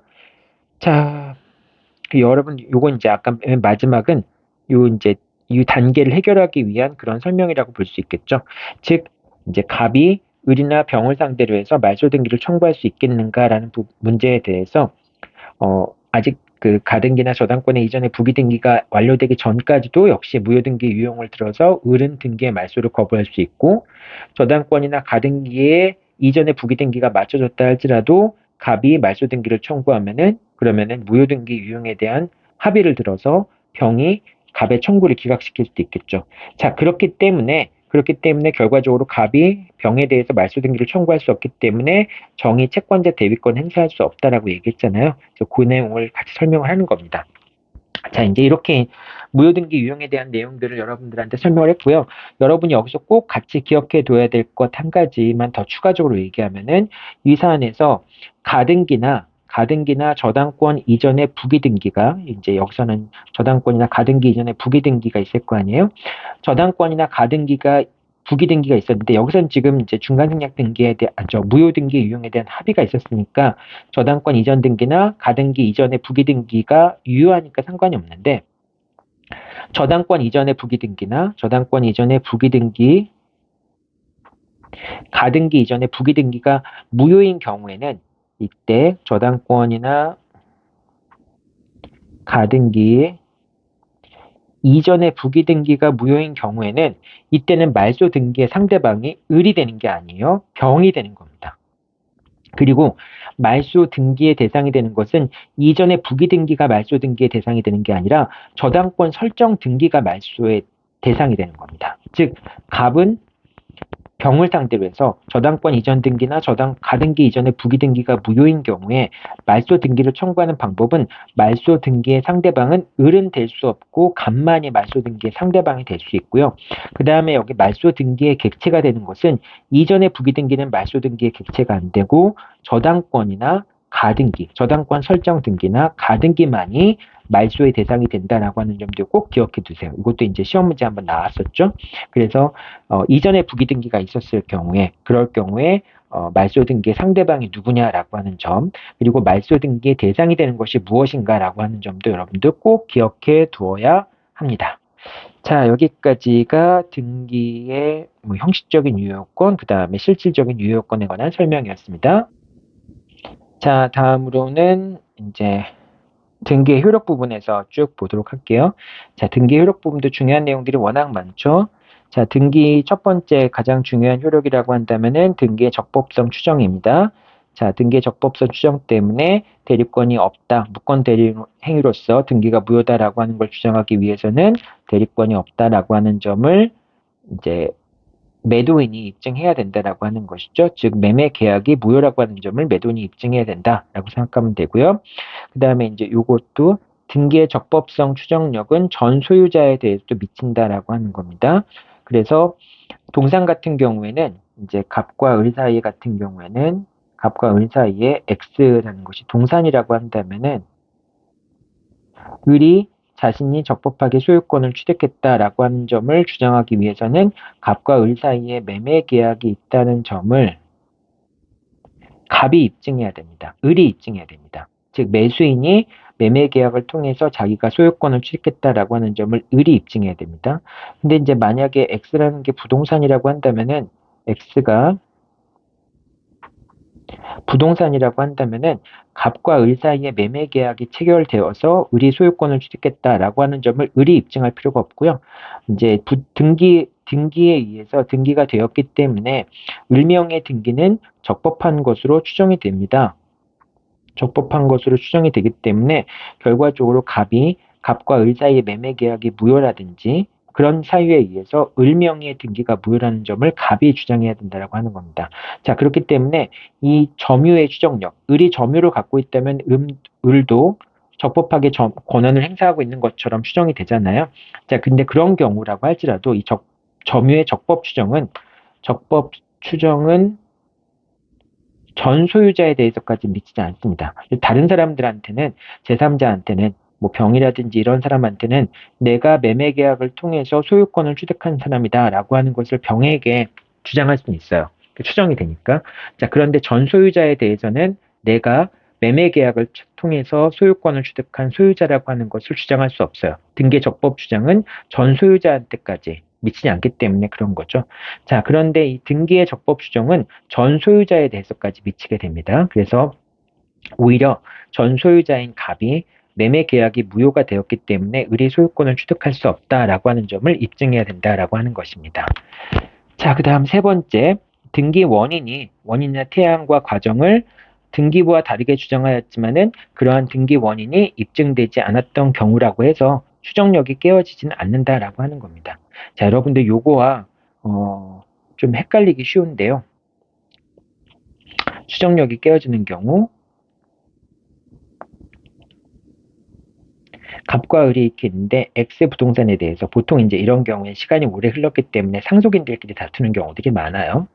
뭐 이렇게 다투는 경우들이 많습니다. 자, 이런 경우에 이제 그 갑 명의로 등기가 이루어졌고요. 이전 등기가 이루어지고 그 다음에 이제 이렇게 돼서 상속 등기가 이루어지는 거죠. 상속 등기가 이루어진 상태에서 이제 그 갑의 상속인인 병이 정을 상대로 해서 등기의 말소를 청구하는 겁니다. 등기를 말소를 청구하려면 얘가 소유자여야 되고요. 그 다음에 정명의 등기가 무효여야 되잖아요. 그럼 이제 이 정명의 등기가 무효라고 하는 점은 누가 입증을 해야 돼요? 결과적으로 전 소유자라고 주장하는 사람이 입증을 해야 될 거 아닙니까? 그러니까 병은 갑과 을 사이의 매매 계약이 무효이고 그렇기 때문에 을명의 등기가 무효이고 을의 등기를 이전받은 정명의 등기도 무효다라고 하는 것을 병이 입증을 해야 되겠죠. 자, 근데 이렇게 입증을 해야 되는데 이제 갑이 그걸 주장하기 위해서 내가 소유자이고 너의 등기가 무효다라고 하는 걸 입증해야 되니까 이 두 가지는 요건 사실이기 때문에 병이 입증을 하면 돼요. 병이 입증을 하고 이거를 굳이 병이 소유자라는 것, 그 다음에 정명의 등기가 무효다라고 하는 점에 대한 반대 증거를 제시해서 이걸 굳이 뭐 자기가 부정은 할 수 있겠지만은 입증할 책임이 부담하는 건 아닙니다. 자, 그런데 여기서 소송 과정에서 적극적으로 정이 응해서 정이 뭐라고 얘기했냐면은 을은 갑으로부터 이제 증여를 받은 것이다. 여기서는 갑과 을이 등기부상 매매 계약을 등기 원인으로 해서 을명의로 소유권 이전 등기가 된 것처럼 이렇게 돼 있는데 사실은 을이 갑으로부터 X 부동산을 증여를 받은 것이다 라고 주장을 했어요. 자, 근데 을이 갑으로부터 X 부동산을 증여받은 것이다 라고 했는데 이제 이 정이라는 사람이 이렇게 주장했는데 정은 을이 갑으로부터 X 부동산을 증여받았다라고 하는 것을 입증할 수 있는 자료를 제출하지 못했어요. 자, 그럼 이제 증여계약이라고 하는 게 입증되지 못한 거니까, 자, 그렇게 되면은 이제 증여계약이라고 하는 걸 주장했다는 얘기는 결과적으로 매매계약이 체결되지 않았다는 걸 자백하는 거나 마찬가지잖아요. 자, 그렇다고 할지라도 이 적법한 등기 원인이 있다라고 하는 것을 정이 입증하지 못했다고 할지라도 그렇다고 해서 정명의의 등기의 추정력이 부정되는 건 아닙니다. 그렇기 때문에 여전히 갑의 의사에 반해서 을의 명의로 소유권 이전 등기가 이루어졌다. 그렇기 때문에 을명의 등기가 무효다라고 하는 점을 병이 입증하지 못하는 이상은 설사 이제 정이라는 사람이 등기가 이전되는 과정, 뭐 이제 증여라고 주장했지만 증여라고 하는 점이 입증되지 못했다고 할지라도 그 정명의의 등기의 추정력이 부정되는 것은 아니다라고 하는 겁니다. 그래서 3번 같은 경우에 등기 원인의 태양이나 과정을 등기부와 다르게 주장하였다고 해서 그러한 등기 원인이 입증되지 않았다고 해서 추정력이 깨어지는 것은 아니다라고 하는 겁니다. 자, 근데 이제 이렇게 되지는 이제 그 등기 원인과 다른 걸 주장했다고 해서 이제 추정력이 깨지는 건 아니지만은 당연히 이제 매매 계약서가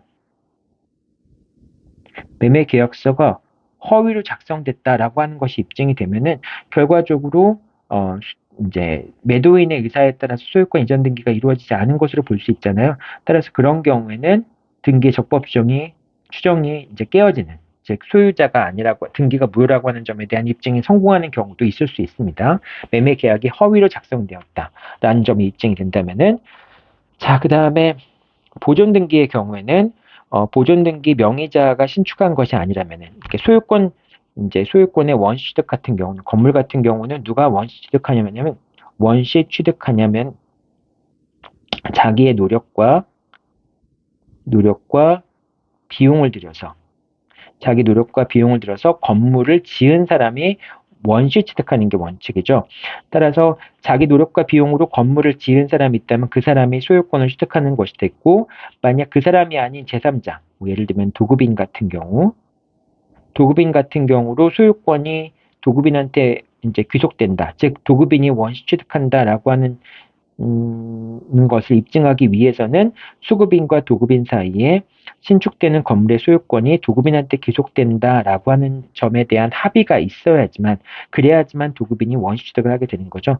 따라서 이런 경우에 이제 보존 등기가 있었을 경우에는 도급인의 이름으로 보존 등기가 있었다고 했을 때 이 보존 등기에 의해서 도급인은 소유자라고 추정이 되는데, 그런데 수급인이라는 사람이 즉 제3자가 자기의 노력과 재료를 들여서 비용을 들여서 건물을 지었다라고 하는 점이 입증된다면은 이 보존 등기의 유효성의 적법성 추정은 깨어진다라고 하는 겁니다. 이런 경우에는 도급인이 자기가 소유권을 취득했다라고 하는 점을 입증하기 위해서는 도급인과 수급인 사이에 그 도급 계약이 체결되면서 소유권을 도급인한테 귀속시키기로 했다라고 하는 합의가 있었다는 점을 도급인이 입증해야지만 추정력이 깨어진다라고 하는 겁니다. 자, 그 다음에 미성년자의 증여행위, 즉, 뭐 부모가 있는데 자식 1, 자식 2가 있는데 이 재산을 얘한테 뭐 증여한다든지 이런 경우에 이해 상반에 해당하는 행위가 있다고 하더라도 만약에 등기가 이루어졌다면은 그러한 이해 상반 행위에 해당하더라도 뭐 이제 동의를 얻었다라고 하는 점이 추정된다라고 하는 겁니다. 자, 그 다음에 마지막에 이제 가등기 같은 경우는 본등기를 청구할 수 있는 법률 관계가 추정이 되지 않는다라고 하는 겁니다. 예를 들면 이제 매매 계약에 기초해서 소유권 이전 등기 청구권을 보존하기 위해서 가등기를 했다라고 해서 갑과 을 사이에 매매 계약에 따른 소유권 이전 등기 청구권의 법률 관계가 추정되는 것은 아니다라고 하는 겁니다. 즉 그런 경우에는 여전히 매수인이 매매 계약에 체결되어서 자기가 소유권 이전 등기 청구권을 갖고 있다라고 하는 점을 입증을 해야 된다라고 하는 점입니다. 자, 그 다음에 등기의 효력 관련해서는 가등기에 관련된 내용들도 살펴볼게요. 가등기도 좀 쉽지는 않죠. 자, 가등기 관련해서 여러분들이 기억해 둬야 될 것은 본등기 청구권의 상대방이라고 하는 건데, 이제 갑이 을에게 X 부동산에 대해서 소유권 이전 등기 청구권을 아니면 이제 매매 예약에 따른 장래에 취득할 소유권 이전 등기 청구권을 보존하기 위한 목적으로 을의 명의로 가등기를 해줬다. 자, 이랬을 경우에 만약에 이제 갑이 X 부동산을 병한테 넘긴다. 병한테 넘겼을 때 그럴 때 을이 가등기에 기초해서 본등기를 청구할 수 있는 상대방은 갑이 됩니다. 병한테는 가등기에 대한 권리를 행사할 수 없어요. 그래서 가등기 의무자를 상대로 해서 본등기를 청구할 수 있다라고 하는 점 기억해 두고요. 자, 환매 등기가 돼 있는 경우에는 현재의 소유자에게, 즉 환매 계약에서의 매도인에게 환매권 행사하는 것이 아니라 현 소유자에게 환매권 행사하게 되잖아요. 그것과 좀 차이가 있다라고 하는 것입니다. 자, 그 다음에 가등기에 기초한 물권 변동인데 자, 본등기 시점에 물권 변동의 효력이 발생하는 겁니다. 가등기 시점으로 순위만 소급될 뿐이지 가등기 시점부터 물권 변동의 효력이 발생하는 건 아니에요. 이제 취득시효 같은 경우가 문제가 되는데 이제 여기 쭉 봤을 때 가등기 시점이 있고요. 그 다음에 이제 취득시효 완성 시점이 있고요. 그 다음에 본등기 시점 있잖아요. 자, 그러면은 본등기에 따라서 소유권을 취득한 사람이 그러면은 이제 뭐 예를 들면은 이거 갑이 소유자이고요. 그 다음에 을이 점유자입니다. 자, 근데 이 갑이 취득시효가 완성된 다음에 병한테 소유권을 이전시켜줬어요. 매수인 됐습니다. 자, 이렇게 됐는데 시간적으로 어떻게 되냐면은 이때가 이제 갑이 병한테 가등기를 해준 시점이고요. 그 다음에 이 시점이 취득시효 완성 시점입니다. 자, 취득시효 완성이 된 다음에 그 다음에 소유권 이전 등기. 소유권 이전 등기. 소유권 이전 등기라고 하는 건 본등기를 했다라고 하는 것을 의미하는 것이죠. 자, 본등기를 했을 때, 자, 그럴 때 을이 병한테 취득시효 완성을 주장할 수 있냐 없냐라는 부분이 문제가 되는데 이때 중요한 것은 아이고 다 지워졌네요. 이때 중요한 것은 이제 갑을 병이 있을 때 이때 을이 병을 상대로 해서 취득시효 완성을 주장할 수 있냐 없냐의 문제점은 결과적으로 본등기 시점과 취득시효 완성 시점 이 본등기 시점 이제 물권 변동 시점을 가등기 시점으로 볼 것인가 본등기 시점으로 볼 것인가에 따라 다르죠. 만약에 물권 변동 시점을 가등기 시점으로 본다면은 취득시효가 완성되기 전에 물권 변동이 있었던 거니까 을이 병에게 취득시효 완성을 주장할 수 있게 되겠죠. 하지만 본등기 시점에 물권 변동 효력이 발생한다면은 취득시효가 완성이 된 다음에 물권 변동, 등기가 이루어진 거니까 그러니까 을이 병에게 취득시효 완성을 주장할 수 없게 되겠죠. 자, 이 경우에 본등기는 본등기 시점부터 소유권 변동의 효력이 발생하니까 소유권 취득의 효력이 발생하니까 취득시효가 완성된 다음에 처분행위가 있었던 경우에 준하는 겁니다. 다만 이 본등기의 순위는 가등기 시점으로 소급하게 되는 거죠. 등기의 본등기 이제 순위가 가등기 시점으로 소급한다고 하더라도 본등기 시점에 물권 변동의 효력이 발생하는 건 달라지는 건 아니니까 결과적으로 병은 취득시효가 완성된 다음에 소유권을 취득한 자에 해당하기 때문에 을은 병한테 취득시효 완성을 주장할 수 없다라고 하는 것입니다. 이게 요 설명이에요. 자, 그 다음에 이제 가등기에 의해서 보존되는 물권 변동 청구권이 양도된 경우, 이제 요거는 갑이 이렇게 있고요. 그 다음에 이제 을이 매수인이 됩니다. 매수인으로서 소유권 이전 등기 청구권이나 장래 발생한 그런 청구권을 보존하기 위해서 이제 을의 이름을 등기가 되었고 가등기가 되었고요. 그런데 이제 요 소유권 이전 등기 청구권 이제 을이 갑에 대해서 갖고 있던 소유권 이전 등기 청구권을 병한테 양도를 하면서 이 양도를 하기 위해서는 갑의 동의가 있어야 되겠죠.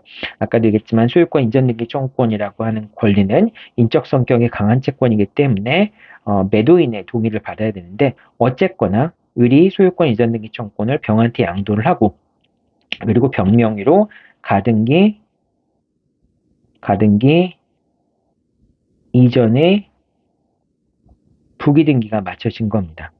자, 이렇게 가등기 이전에 부기등기가 맞춰진 경우에 이제 요 가등기 이전에 부기등기를 뭐라고 부르냐면은 가등기의 가등기라는 식으로 논의가 돼요. 근데 어쨌든 가등기는 부기등기의 형식으로 해서 가등기상의 권리를 이전할 수 있다.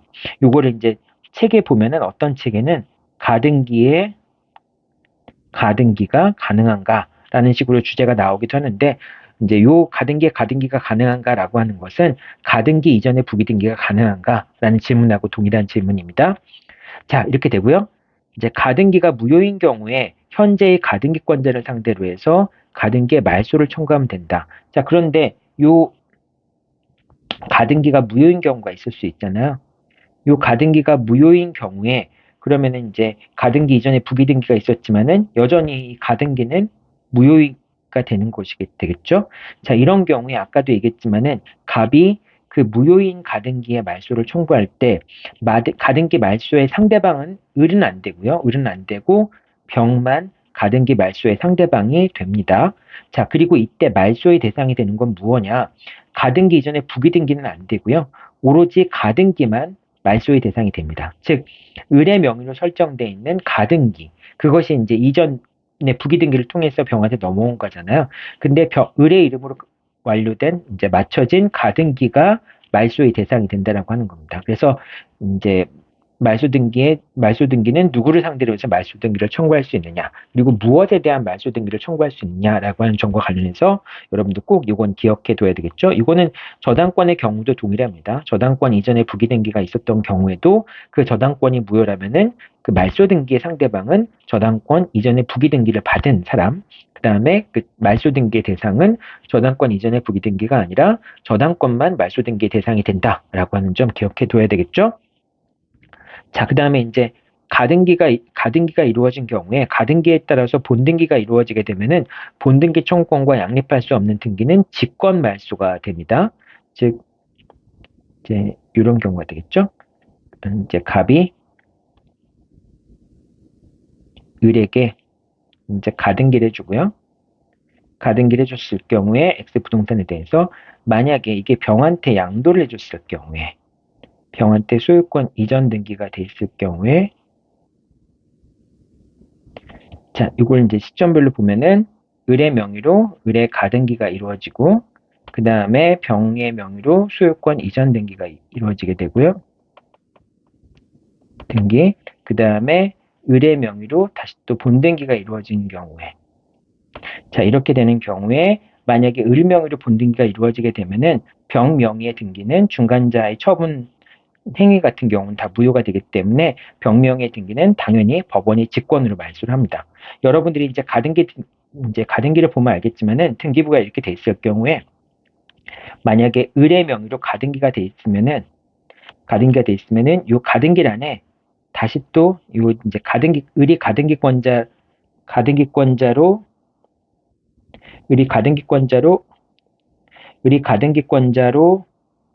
기재가 돼 있다 할지라도 그 밑에다 이제 본등기를 할 수 있는 공간을 이렇게 적어 놓습니다. 본등기를 할 수 있는 공간을 적어 놔요. 그래서 이제 실제로 등기는 어떻게 되냐면은 을에 이제 가등기가 있은 다음에 그 다음 밑에 병에 소유권 이전 등기가 있게 됩니다. 자, 을의 소유권 이전 등기가 아이고 또 지워졌네요. 아직은 이게 서툴러가지고 갑 명의에 이제 갑에서 을로 했는데 이제 을이 병한테 처분행위 했을 때 등기부상으로 본다면은 을 명의에 이제 가등기가 있을 때 이 가등기 안에는 을의 가등기가 있은 다음에 본등기를 할 수 있는 란이 별도로 있다고 했잖아요. 이 본등기를 할 수 있는 거. 그 다음에 이 병의 소유권 이전 등기. 자, 그러니까 순서로 따지자면은 가등기가 된 다음에 그 다음에 병명의로 소유권 이전 등기가 이루어진 다음에 그 다음에 그 가등기란 바로 밑에 본등기란이 있기 때문에 이 본등기란으로 이어지게 되는 거예요. 근데 이때 물권 변동의 시점은 이 본등기란에 접수 일자가 있을 거 아니에요. 그때 물권 변동의 효력이 발생하지만은 이 순위 번호라는 요 1번이라는 걸 사용한다는 겁니다. 가등기 시점에서의 순위 번호를 본등기가 그대로 사용한다라고 하는 겁니다. 그러면서 본등기가 이루어지게 되면은 가등기 이후의 처분행위는 병의 등기는 직권으로 말소가 되는 형태가 되는 겁니다. 그러니까 이런 거 여러분들 이제 결국은 가등기에 기초해서 본등기가 이루어진 경우에 그때 이제 중간 처분행위들은 직권으로 말소가 된다. 이렇게 이제 생각하면 되겠죠. 자, 그래서 직권 말소되었다. 이렇게 이제 직권 말소되는 걸 이렇게 설명을 한 거고요. 자, 근데 이제 본등기에 따라 양립할 수 없는 등기가 직권 말소되었지만 가등기가 통정허위 표시로 인해서 무효가 되는 경우. 자, 이렇게 됐는데 지금 을의 명의로 본등기가 되게 되면은 을의 명의로 본등기가 이루어지게 되면은 그럼 병명의의 소유권 이전 등기는 직권 말소가 되는 거잖아요. 자, 그런데 이렇게 되는 경우가 생길 수도 있겠죠. 갑과 을 사이의 매매 계약이 이게 통정허위 표시인 겁니다. 통정허위 표시면 결과적으로 을 명의의 가등기나 또는 가등기에 기초한 본등기, 이게 다 무효가 되는 것이 되겠죠. 통정허위 표시니까요. 자, 그런데 이제 가등기에 기초해서 본등기가 일단 이루어지면은, 그러면 소유권 이전 등기는, 병명의 소유권 이전 등기는 일단은 직권으로 말소가 되겠죠. 자, 그런데 가등기가 무효이기 때문에 본등기도 무효라고 한다면은, 이전 등기가 말소된 것도, 이 말소 등기도 이것도 무효가 되겠죠, 사실은.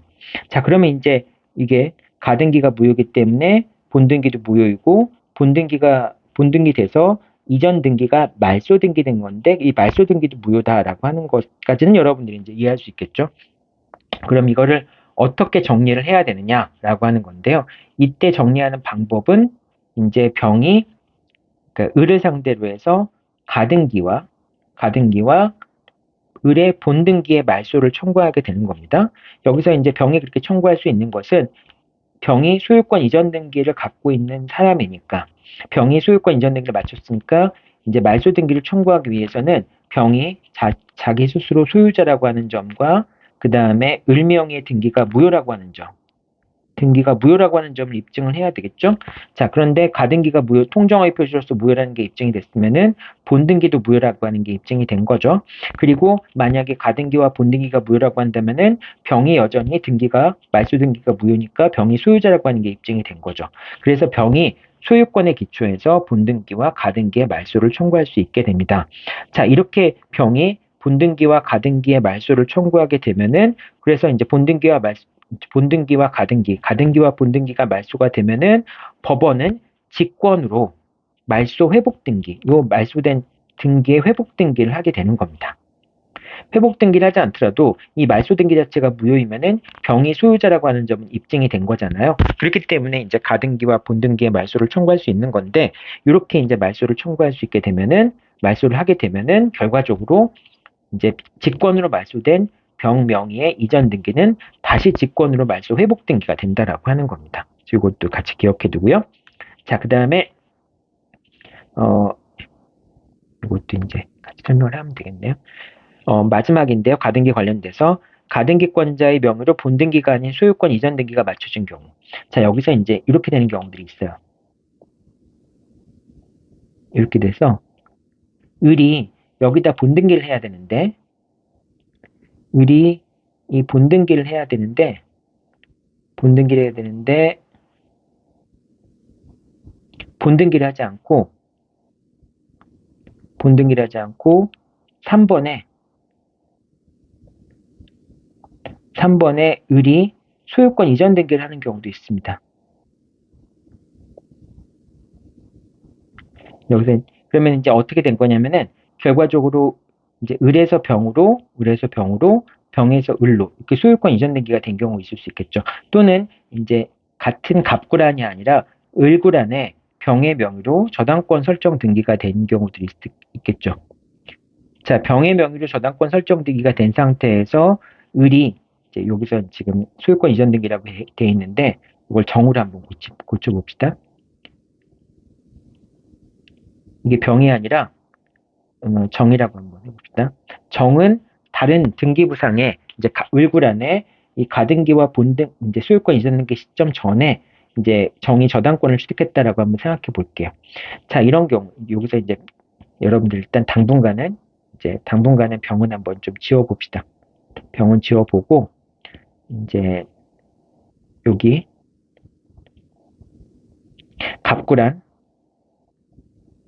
갑구란이 있고 을구란이 있는데, 이제 가등기에 기초해서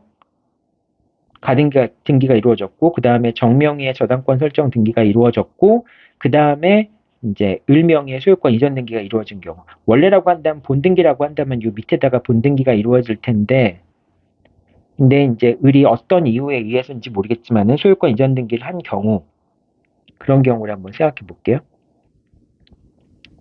통정의 표시는 지우고요. 헷갈릴 테니까.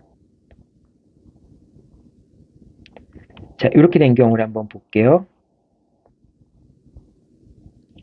자, 이랬을 경우에 이제 만약에 요 부분이 없다면은, 요 부분이 없고 그냥 이 소유권 이전 등기만, 요 부분 갑구란만 생각했었을 경우에, 즉 가등기와 본등기 사이에, 소유권 이전 등기 사이에 제3자가 없다라고 했을 경우에, 제3자가 없다라고 했을 경우에는 이제 가등기권자가 소유권 이전 등기를 통해서 소유자가 된 거잖아요. 그러면 가등기에 따른 본등기는 더 이상 목적을 달성할 수 없죠. 이미 목적을 달성했기 때문에 본등기 청구권이라고 하는 권리는 목적 달성으로 인해서 소멸할 수밖에 없겠죠. 자, 그런데 만약에 을구량까지 보니까 가등기에 기초해서 소유권 이전 등기를 하기 전까지 을의 저당권이라고 하는 설정이 돼 있다라고 한다면은, 그러면은 만약에 이걸 본등기를 했다면은 정의 저당권 설정 등기는 당연히 직권으로 말소가 되겠죠. 왜냐하면 가등기 이후에 이루어진 처분행위는 다 무효가 되니까. 자, 그런데 을이 본등기를 하지 않고 소유권 이전 등기를 함으로써 정의 등기가 여전히 유효하게 살아있게 되는 거죠. 그럼 본등기 청구권은 목적을 달성했다고 보지 않는 거예요. 그러니까 이건 혼동의 법리하고는 상관이 없는데요. 혼동의 법리하고는 상관이 없고, 이거는 본등기 청구권이 목적을 달성했는지 여부가 중요한 건데, 만약에 가등기 이후에 소유권 이전 등기가 있었는데 그 사이에 중간 처분 행위가 있었다면, 즉 저당권 설정 행위가 있었다면은 그것은 본등기가 목적을 달성하지 못한 거죠. 왜냐하면 본등기를 하게 되면은 정명의 등기가 말소가 되었을 테니까. 따라서 이런 경우에는 본등기를 했을 경우에 정명의 등기가 말소되는 이런 상황이라면은 본등기 청구권이 목적을 달성하지 못했기 때문에 여전히 살아있게 되는 겁니다. 그래서 비록 이제 을은 자신이 소유자로서 소유권 이전 등기가 되어 있다 하더라도 다시 가등기에 기초해서 본등기를 청구할 수 있게 됩니다. 그럼 본등기를 청구하게 되면은 결과적으로 을명의 등기나 정명의의 저당권 설정 등기는 다 무효가 되어서 다 이제 직권으로 말소가 되겠죠. 그래서 요 내용들을 설명을 하는 겁니다. 가등기 이후에 처분행위가 있는 경우 본등기 청구권은 소멸하지 않고 여전히 본등기 청구권 행사할 수 있다라고 하는 점에 대한 설명인 겁니다. 자, 그 다음에 마지막으로 이제 동산 물권 변동의 경우에 이것만 설명하고 마치도록 할게요. 내용이 좀 많았죠? 등기 청구권에 대한 내용도 있구나. 자, 등기 청구권에 관한 내용 여러분들 보면은 물권조 청구권은 소멸시효의 대상이 되지 않는다라는 것이고요. 채권조 청구권은 점유하고 있는 동안에 소멸시효 청구권이 진행되지 않는다. 제3자한테 인도한 경우에 그런 경우에도 소멸시효가 진행되지 않는다라는 점을 기억하면 되고요. 자, 요거는 이제 두 번째 거, 취득시효 같은 경우에는 점유를 상실했을 경우에는 비록 자발적으로 인도를 해서 점유를 상실한 경우에도 소유권 이전 등기 청구권의 소멸시효가 진행된다라고 하는 점이죠. 그래서 취득시효의 소유권 이전 등기 청구권과 매매 계약에서의 매수인의 소유권 이전 등기 청구권은 좀 소멸시효에 대해서 차이가 있다. 점유를 상실했을 때는 차이가 있다라고 생각해 두면 됩니다. 자, 그다음에 근저당권 말소 등기 청구권, 이제 근저당권 설정자가 소유권을 이전했더라도 무효인 근저당권의 말소를 청구할 수 있다. 즉, 이제 갑이 을에게, 얘가 이제 저당권자인데 갑이 이제 소유자였고 저당권 설정자인데, 그런데 갑이 이 저당 목적물을 병한테 양도했다. 병한테 소유권이 넘어갔다라고 했을 경우에, 그럴 때 이제 이 이제 갑이 채무를 다 변제했을 경우에 그럴 때 병도 소유자 입장에서 말소 등기, 저당권의 말소 등기를 청구할 수 있지만 갑은 소유자가 아니잖아요. 그러니까 병은 214조의 방해배제 청구권에 근거해서 을에게 저당권의 말소를 청구할 수도 있고, 갑은 이제 그 소유자는 아니지만은 저당권 설정자로서 저당권 설정 계약에 근거해서 을한테 말소 등기를 청구할 수도 있습니다. 214조의 말소 등기 청구권은 소멸시효에 걸리지 않죠. 하지만 갑이 을을 상대로 해서 말소 등기를 청구할 수 있는 권리는 채권적 권리이기 때문에 소멸시효의 대상이 됩니다. 자, 그렇게 생각하면 되고요. 자, 그 다음에 마지막으로 선의취득에 관련된 건데, 선의취득에 관련돼서는 두 가지 점만 여러분들이 기억하면 됩니다. 시험 문제에 좀 자주 나오는 것들이, 첫 번째 거는 이제 취득시효를 통해서 취득시효가 아니라 선의취득이죠. 자, 선의취득을 통해서 이제 물건의 소유권을 취득한 사람이 직접 선의취득의 효과를 주장할 수는 없다라고 하는 겁니다. 이건 어떤 경우이냐면은 갑이 이렇게 있어요. 갑이 이제 채권자이고, 그다음에 을이 채무자입니다. 자, 채무자의 재산 X라는 게 있었는데, 이 X라는 것에 X의 소유자는 을이 아니라 이 동산입니다. 동산인데 이 동산의 소유자는 을이 아니라 병인 경우입니다. 자, 이런 건데, 이제 갑이 잘 모르고 이 X에 대해서 경매 절차를 진행을 시킨 겁니다. 자, 이랬을 때 이 경매 절차에서 경락인,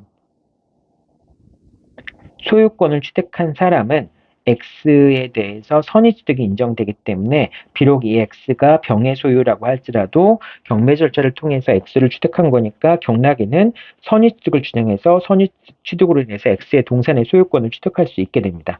만약에 X가 부동산이라고 한다면은 그러면은 경락인은 X에 대한 부동산의 소유권을 선의취득할 수 없어요. 이제 그렇게 되니까 경락인은 소유권을 취득할 수 없고 여전히 이제 기존의 진정한 소유자인 병이 소유권을 갖고 있게 되겠죠. 근데 동산 같은 경우는 선의취득이 인정이 되기 때문에 결과적으로 경락인이 소유권을 취득하게 됩니다. 자, 이렇게 되면은 이제 손해 보는 사람은 누구예요? 병이 손해를 보게 되겠죠. 병이 손해를 보고 이제 소유권을 상실했으니까 그리고 이제 이 병이 손해를 본 거에 대해서 을은 뭐 이미 무자력 상태니까 할 수는 없고 그래서 이거 배당을 받은 사람들, 배당 채권자에 대해서 이제 요 목적물로부터 이제 이익을 얻어 있는 배당 채권자들한테 배당 채권자, 요 값도 이제 배당 채권자가 되겠죠. 이 배당 채권자들한테 결과적으로 이제 병은 진정한 소유자는 배당 채권자들한테 부당이득 반환 청구를 하게 됩니다. 부당이득 반환 청구를 하게 됩니다. 자, 근데 이게 시험 문제 자주 나오는 이 15번 판결은 어떤 경우냐면은 결과적으로 배당 채권자가 갑밖에 없었어요. 그러면 이제 갑밖에 없으면 어떻게 되겠습니까? 갑밖에 없으면은 결국은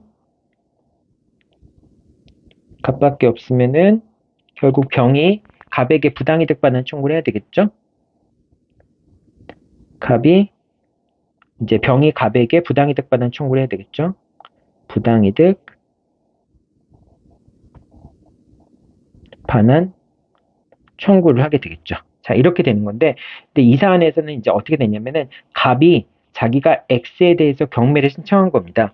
그러니까 이제 을이 돈이 없으니까 X라도 경매를 신청하자라고 해놓고서 그리고 나서 결과적으로 자기가 경락을 받은 거예요. 자기가 경락을 받은 겁니다. 그러면 이거 어떻게 되는 거겠어요? 만약에 이제 갑이 을로부터 1억을 받을 수 있는 채권이 있었다라고 하는 건데 그 X를 경매에 넘겨서 그러면 자기가 이제 이 뭐 예를 들면 경락대금이 뭐 5천만 원이다. 만 원, X의 가치가 5천만 원이다. 매각대금이 5천만 원이다라고 한다면은 그러면은 돈은 없으니까 1억은 못 받겠지만은 이 X를 경매에 넘기면은 만약에 내가 5천을 주고서 요 물건을 산다면은 그럼 이제 물건이 실제 가치는 더 높을 수도 있겠죠. 5천을 주고 이 물건을 사면은 그 내가 5천을 다시 배당받고 그 대신 소유권 X에 대한 소유권을 취득할 수 있잖아요. 내가 5천을 냈지만은 그 낸 대금은 이제 뭐 실행 비용 같은 걸 제외하고 자신이 배당을 받을 테고 그리고 또 자기는 X에 대한 소유권을 취득하게 되잖아요. 결과적으로 본다면은 이제 어쨌든 이제 매각 대금을 내고 X를 구입하고 그다음에 그중에 일부분은 일로부터 채권을 이행받은 것이 되겠죠. 자, 이렇게 되는 상황이니까, 근데 어쨌든 갑은 그게 좀 이익이라고 생각해서 이제 그렇게 했겠죠. 자, 그런데 보니까 나중에 알고 보니까 X가 이제 병의 소유가 아니라, 이제 을의 소유가 아니라 병의 소유라는 게 밝혀지게 된다면은, 그럼 병이 결국은 배당받은 채권자한테 배당금을 부당이득으로 내라라고 하는, 이제 X를 취득하지만은 배당금을 부당이득으로 내라라고 하는 결과되죠. 그래서 만약에 배당금을 부당이득으로 병한테 돌려주게 된다면은 그럼 갑의 입장은 자기가 억지로 1억의 채권은 하나도 변제받지 못하면서 억지로 X를 구입한 꼴이 되잖아요. X라는 동산을 병의 X 동산을 구입한 꼴이 되잖아요. 그래서 이제 이런 경우에 갑이 그럼 난 부당이득 반환 못하고 너 그냥 X 가져가. 나 이거 더 이상 뭐 부당이득 반환해줄 돈까지는 없어. 이런 식으로 주장할 수 있겠냐라고 한 데서 이제 병이 갑을 상대로 해서 부당이득 반환 청구를 할 때 갑이 자기는 이제 그 X에 대한 선의취득을 포기할 테니까 가져가는 대신에 부당이득 반환에 응하지 않겠다라고 하는 주장을 펼칠 수 있겠는가라는 점에서 이 15번 판결이 나오는 거예요. 자, 그러니까 이런 상황이 나왔을 때는 결과적으로 선의취득을 한 사람도 자신이 선의취득한 사실을 부정할 수는 없다라고 하는 사례로 나오는 겁니다. 그리고 또 한 가지는 이제 부합과 선의취득의 유추 적용인데요. 이거는 이제 어떤 경우에 이런 문제가 나오냐면은 갑이 소유 이제 그 건설 공사를 하고 있는데 이렇게 보죠. 얘가 수급인이고요. 그 다음에 병이 여기 문제가 나와 있으니까 이 문제에 따라서 한번 해보죠. 갑은 을과 건설 도급 계약을 체결했고요. 그래서 갑이 도급인이 되고요. 을이 수급인이 됩니다. 수급인이 됐고 이제 수급인이 건설 공사를 하기 위해서 병과 자재 공급 계약을 체결한 거예요. 자재 공급 계약을 체결해서 이제 X가 자재라고 해서 한번 생각해 봅시다. 자재 공급 계약을 체결해서 병이 을한테 자재를 공급했고 그 공급된 자재를 갖고 을이 이제 갑을 위해서 건물을 진 겁니다. 건물을 졌고요. 그리고 이제 이 X가 당연히 건물에 부합이 됐겠죠. 부합이 되어서 이 건물의 일부가 되어버렸겠죠. 자재가. 이제 그렇게 된 상황입니다. 자, 그런데 을과 병 사이에는 이 X에 대한 매매 계약을 체결하면서 을이 병한테 매매 대금을 지급할 때까지 X에 대한 소유권을 병한테 유보하는 소유권 유보분 매매 계약을 체결한 거예요. 자, 그런데 을이 병한테 매매 대금을 다 치르기도 전에 X를 활용해서 건물을 지었기 때문에 X가 건물에 부합된 겁니다. 자, 이런 경우에 부합된 경우에 결과적으로 병이 이제 을에게 부당이득 반환을 청구할 수 있겠느냐, 그리고 갑에게 부당이득 반환을 청구할 수 있겠느냐, 또는 X에 대한 반환을 청구할 수 있겠느냐라고 하는 점이 문제가 될 수 있는데 지금 X는 부합이 돼버렸으니까 갑의 소유가 돼버렸죠. 자, 그러면은 병이 갑한테 부당이득 반환을 청구할 수 있겠느냐라는 점이 문제가 될 수 있는데 결과적으로 갑은 X에 대한 부합으로 인해서 X에 대한 소유권을 취득했는데 이것이 을의 소유가 아니라는 것을 알지 못했기 때문에 선의취득이 인정될 수 있겠죠. 그래서 선의취득에 관한 규정이 유추 적용될 수 있기 때문에 결과적으로 선의취득하면은 소유권을 상실한 사람은 선의취득자에 대해서 부당이득 반환을 청구할 수 없잖아요. 그래서 병은 갑에게 부당이득 반환을 청구를 할 수 없고, 그리고 병은 을에 대해서 이제 물품 대금을 청구할 수밖에 없다라고 하는 그런 이제 관련된 내용입니다. 그래서 여러분들 취득시효 같은 경우에는 뭐 다른 내용도 중요하지만은 요 선의취득 같은 경우 선의취득을 한 자가 스스로 선의취득의 효과를 부정할 수 없다라고 하는 점 요거 하나 하고, 그 다음에 선의취득과 부합에 관련돼서 이제 부합에 의해서 소유권을 취득한 사람이 선의취득의 요건을 갖추고 선의취득과 이제 유추적용 될 수 있는 상황이라고 한다면은 그러면은 소유권을 상실한 사람이 이제 부합에 의해서 소유권을 취득한 사람한테 부당이득 반환을 청구할 수 없다라고 하는 점까지 여러분들 잘 기억해두면 좋겠습니다. 자, 오늘 취득시에 관련된, 등기와 관련된 내용들, 물권법 앞부분인데요. 내용 설명이 좀 길었죠. 강의 내용이 좀 길었는데, 이쪽 부분은 시험에 자주 출제되는 내용들입니다. 그래서 여러분들이 계속 머릿속에 집어넣고, 이 전체적인 구도를 잘, 익숙하게 해놓을 필요가 있다라고 생각하면 되겠어요. 자, 오늘 또 장시간 동안 고생했습니다. 다음 주 화요일 날 시험 문제 볼 때 만나도록 하죠. 수고했습니다.